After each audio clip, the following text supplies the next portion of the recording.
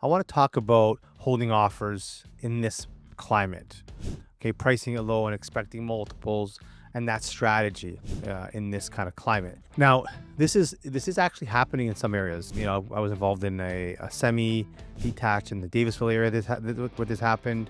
Suburban areas, it's probably not happening either. But it is still a strategy that can be utilized and can work even in the environments where it's not really typically being used. Okay, so like I said, in some of the hot areas, those micro markets, it's still being used in the conventional way. The reason I did this was because the condo wasn't getting many showings, right? So if we're not getting showings, it's very difficult for us to sell something. Obviously, it's like you can't dance without music. It's kind of the same idea, right? But so I wanted to get people into the condo. So I listed it fairly low, like much lower than the market value. And I ended up actually selling it for right where we were kind of thinking it should sell for. So it actually worked. Now, it's not going to always work.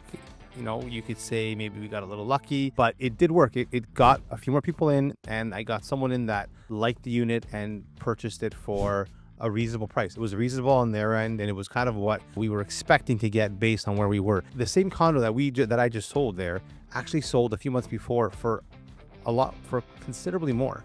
That shows how the market has shifted in that segment in a very short period of time. Now, another reason to use this strategy is if you're not really sure what the market will bear, it's kind of a good way to test and see what people are saying, what the feedback is.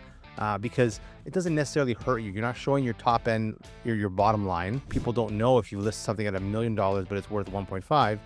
What are you really willing to take? You're not really giving that information to them. You're just saying, here's a low price, give me your best offer, and then we'll see how things go. In that same line of thought, if you're not sure where the market is because of the way, let's say, the condo market's been, and you don't literally last week's comparable doesn't work, and you don't want to go back 3, 4, 5 months because the numbers don't necessarily line up.